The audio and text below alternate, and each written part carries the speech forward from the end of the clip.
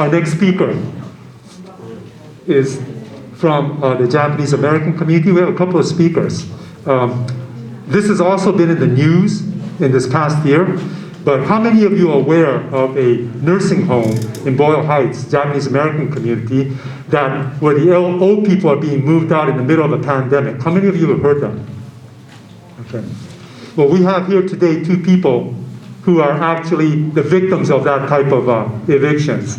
Their parents were both involved in it, and we waged a big struggle in the community, and they can tell you what happened and why, when we have AB 1400, these kinds of things hopefully will not occur. So I'd like to introduce Francine Imai and Kensaku Nakayama.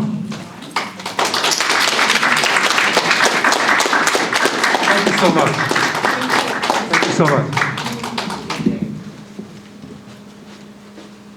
Hello everyone, thank you so much for coming out and supporting AB 1400 with us today.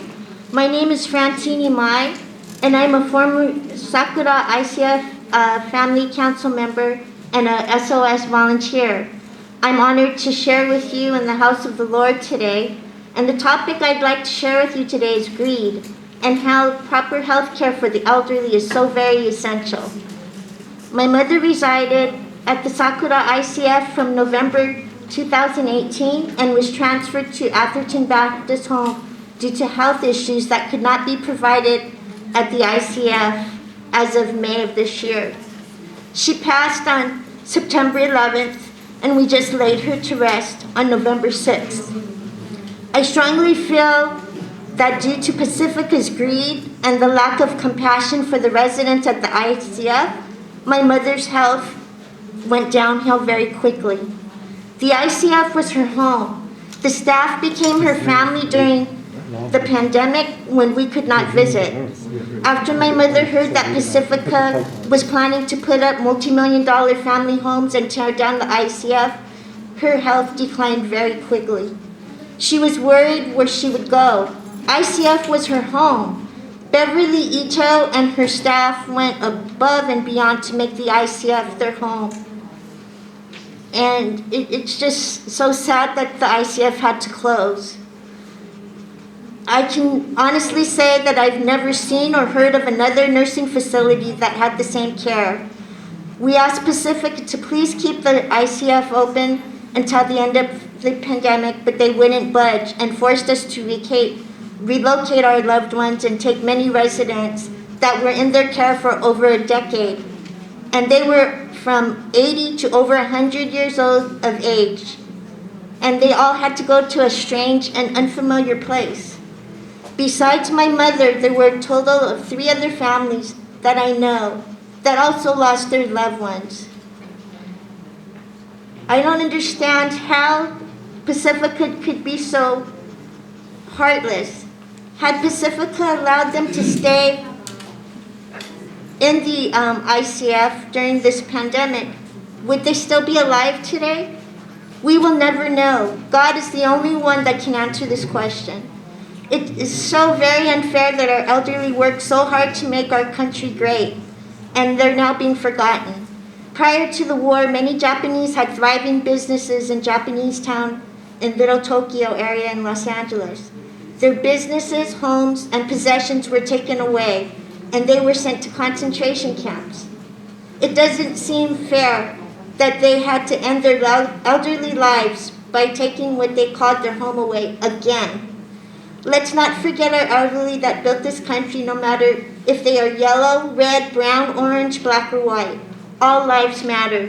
It is so very important to our country to provide proper health care for all, and not to forget the elderly. I ask you to please support AB 1400. Thank you so much for allowing me to share. God bless you all.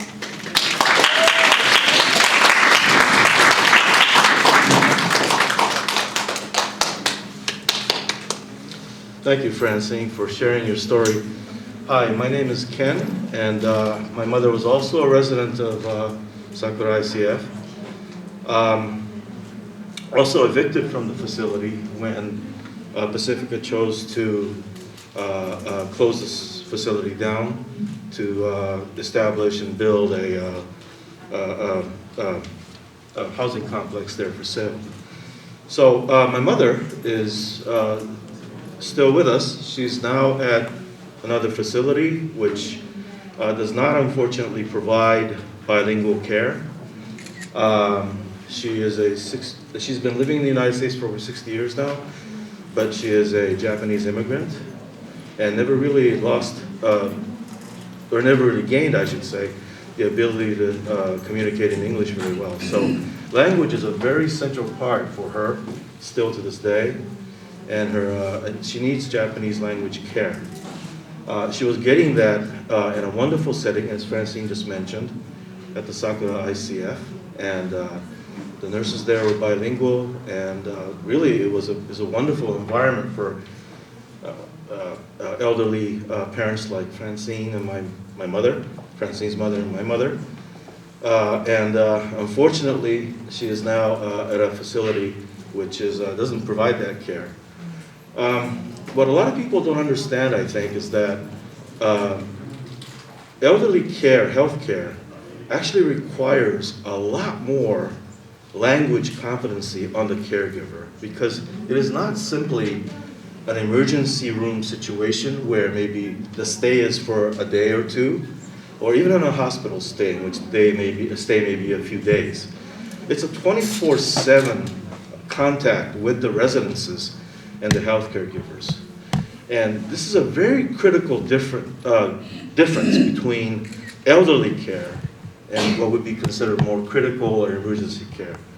And this is really a germane topic for the multicultural, multi-ethnic community that we have in Southern California, because it's everything from a small concern to the familiar smell of your foods that you're used to preparing. My mother used to prepare, of course, as all of your mothers did, I'm sure, on special occasions and on New Year's Day, special dishes that are special for your particular culture or ethnic background. And it's very important to have that as part of their care as they now reside in their facilities. And all of these things, as was just mentioned by Mr.